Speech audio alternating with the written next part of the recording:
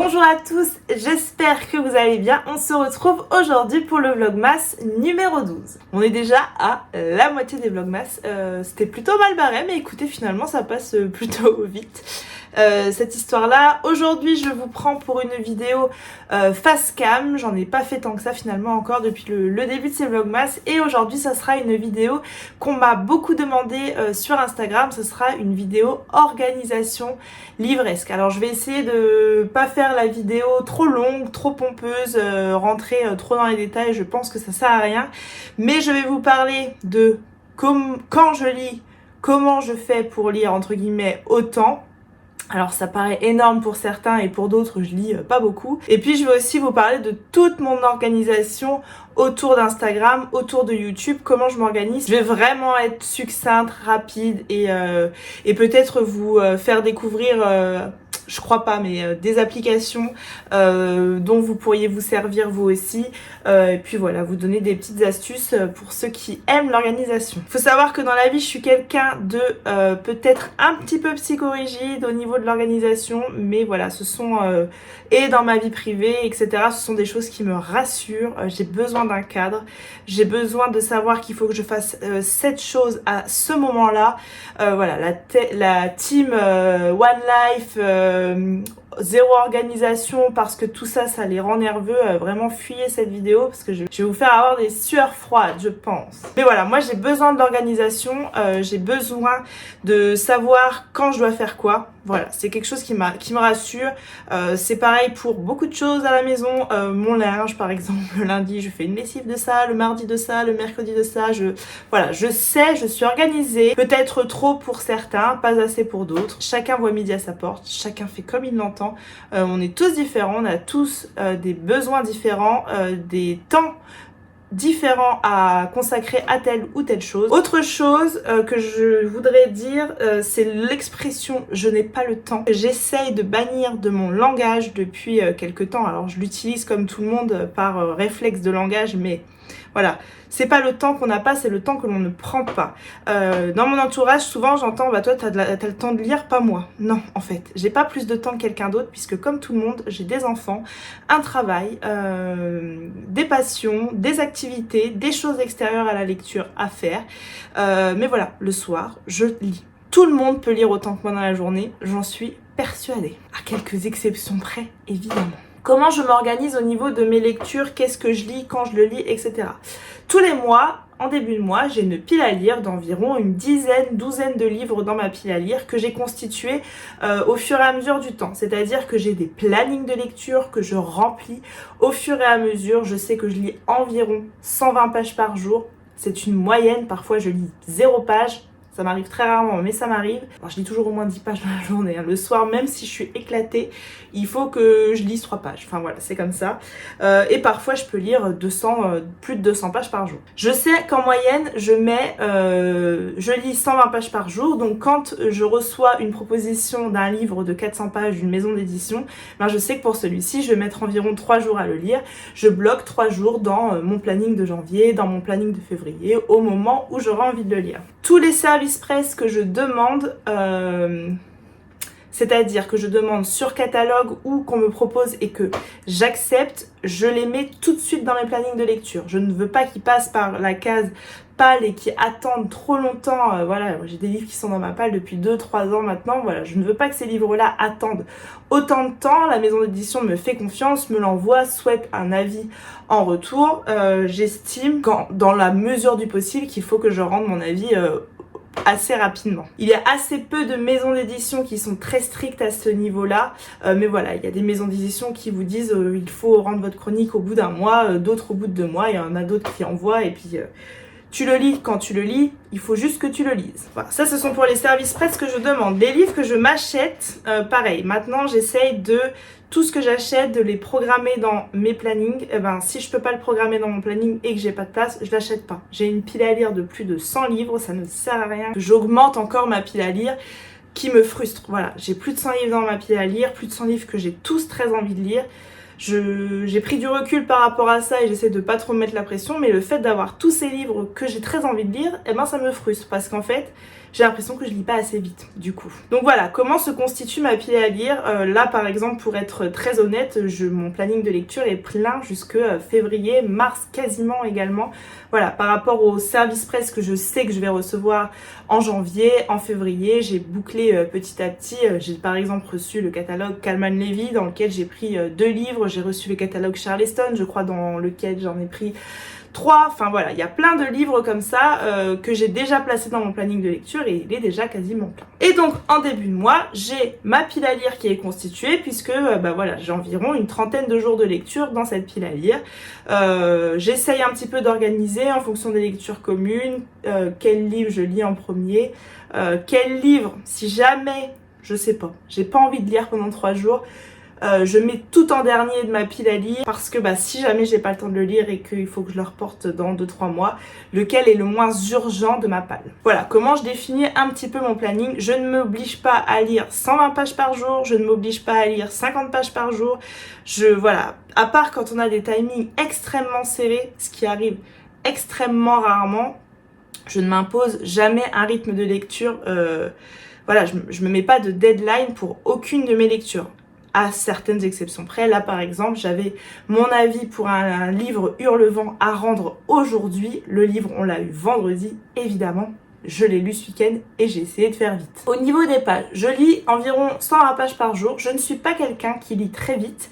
J'ai environ un rythme de lecture d'une page par minute. Je pense que c'est un rythme classique. Et je lis environ 2 heures tous les soirs. Et quand je dis je lis environ 2 heures tous les soirs, je lis 2 heures, c'est-à-dire que je me pose et pendant 2 heures, je lis. Je ne scrolle pas sur Instagram. Si tu mets une pièce dans le lavomatique, que tu lances ton programme, il va nettoyer. Si tu prends ton livre et que tu lis pendant 2 heures, tu vas avancer de 120 pages environ.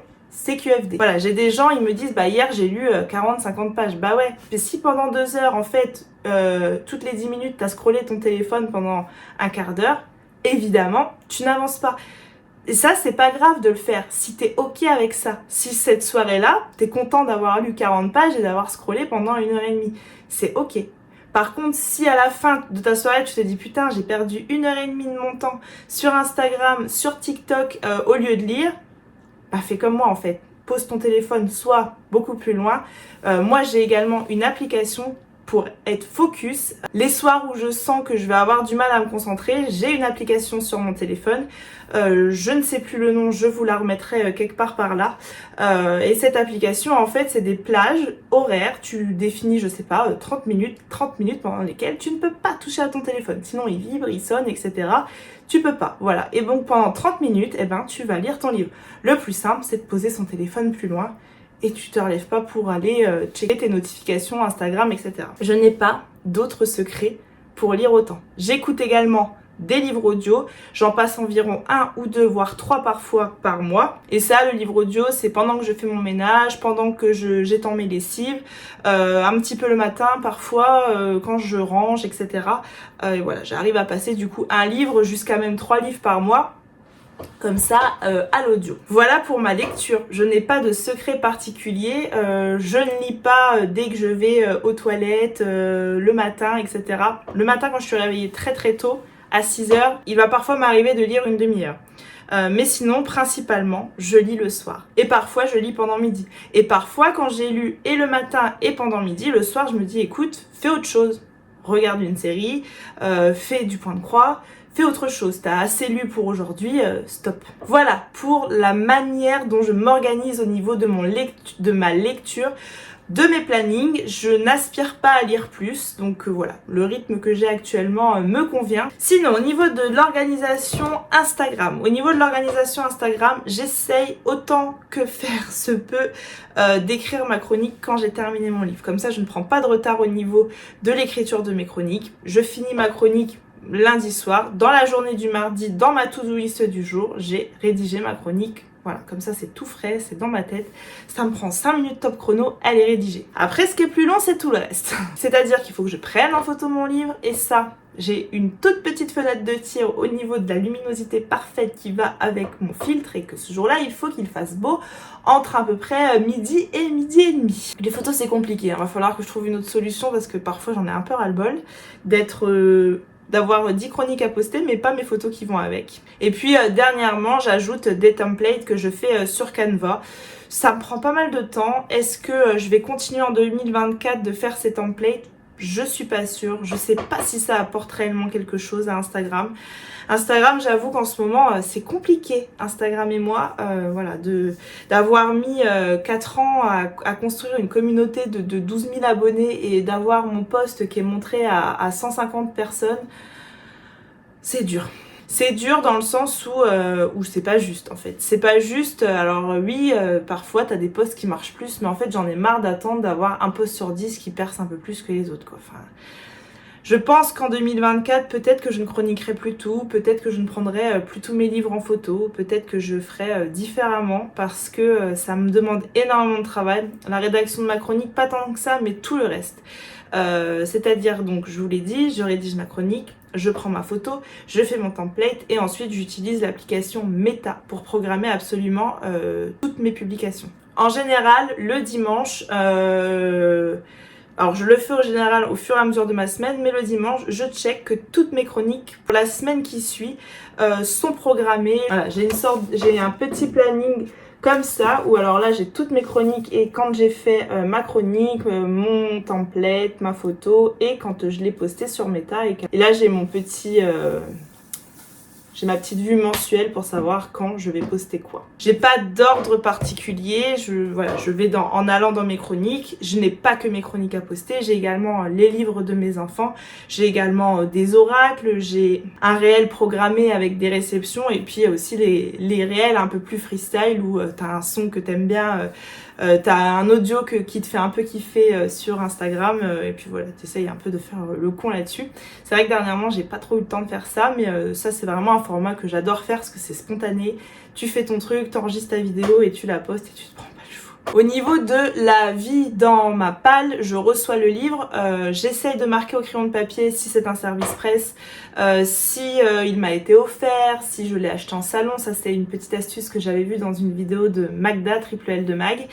Et sinon voilà, après le livre est dans ma pile à lire, j'ai mes bibliothèques dans ma chambre où j'ai mes piles à lire sur les prochains mois qui arrivent ou ma pile à lire globale. Je reçois ce livre, que ce soit donc un service presse, un cadeau, un achat. Je reçois mon livre, je le scanne, je le rajoute dans ma pile à lire glyphe et je le glisse dans ma pile à lire visuelle. Ensuite, ma pile à lire du mois. Alors, je vais changer il y a très peu de temps, du coup c'est plutôt... elle est juste derrière moi, ma pile à lire du mois. J'ai plus trop de place dans mes bibliothèques, avant elle était dans mes bibliothèques, mais maintenant ça c'est la pile à lire du mois de novembre. J'ai toujours pas fait mon bilan, etc. Donc après ça, je vais le ranger et sinon ma pile à lire du mois, maintenant elle sera derrière moi. À la fin du mois, je fais mon bilan et je range dans mes bibliothèques. Et voilà, au niveau de l'organisation, j'ai donc mon planning de lecture que je fais depuis très peu de temps sur l'application qui s'appelle Evernote. Voilà, j'ai fait mon planning de lecture là-dessus. Ça se présente sous la forme d'un tableau où je mets à peu près où je mets le livre, le nombre de jours que je vais mettre à le lire. Et puis voilà, le mois de février, cette année, il y aura 29 jours. Une fois que j'ai 29 jours de lecture, le planning est bouclé, on passe au mois suivant. Et après, je reporte tout sur ce petit carnet-là. Tous les mois, c'est exactement la même façon de faire. Ça, c'était par exemple le mois de mai, ma lecture. Dès que je démarre une lecture, je mets le numéro de la lecture et le titre. Et puis voilà. Voilà comment je m'organise moi. C'est pas l'organisation parfaite. Même pour moi, il y a toujours des petites choses que j'essaye de changer, d'améliorer. Pour lire plus, j'ai pas de recette miracle pour lire davantage. La seule chose vraiment que je vous conseille, c'est quand vous vous dites tiens, je vais lire ce soir, c'est de lire. Si vous en avez envie. Des fois, on a le cerveau qui a besoin de déconnecter, qui n'arrive pas à se concentrer. Prends autre chose, un magazine, scrolle sur ton téléphone, mets une série en fond, enfin, fais autre chose. Le soir où tu as envie de lire, envie d'avancer dans tes lectures. Moi, c'est une envie que j'ai. Quand je me pose le soir, je suis contente de prendre mon bouquin et de partir 2 heures dans mon histoire. Parfois, je suis embarquée et je commence à 21h et à plus de minuit dans la semaine, j'y étais encore. Voilà, la semaine dernière, j'ai eu Tant que fleuriront les citronniers. J'ai fini à plus de minuit et demi parce que j'étais à fond et que j'avais besoin de connaître cette histoire. J'étais bien dans ce roman et voilà, j'ai lu bien plus de 2 heures ce soir-là. Et puis vendredi et samedi, j'ai lu en tout et pour tout une demi-heure à tout casser quoi. Et c'est ok. En fait, il faut que tu fasses les choses avec envie et quand tu les fais avec envie et que t'es ok avec toi, il n'y a pas de raison. Je crois pas avoir inventé quoi que ce soit, je crois pas vous apprendre grand chose, je crois pas donner d'astuces incroyables. Mais voilà, c'est ma façon de m'organiser. On m'a demandé plusieurs fois comment je faisais. Je crois que vraiment le vrai secret, c'est d'ouvrir un livre et de lire, tout simplement. J'espère que cette vidéo vous a plu. N'hésitez pas à me donner vos conseils, vos astuces qui vous permettent peut-être de gagner du temps, non pas dans la lecture, mais dans l'organisation. YouTube, il n'y a pas grand chose à dire, donc je suis pas spécialement revenue dessus. Et YouTube, j'enregistre mes vidéos et je monte. Voilà, ça j'essaie d'être aussi au fur et à mesure, parce que ça me prend bien plus de temps qu'Instagram. Voilà, sur ce, je vais clôturer cette vidéo ici. Comme d'habitude, j'espère qu'elle vous a plu. N'hésitez pas à prendre le temps de liker, commenter ou partager votre instant de visionnage sur les réseaux sociaux. Moi je vous dis à demain pour un nouveau Vlogmas. Je vous fais des bisous. Bye.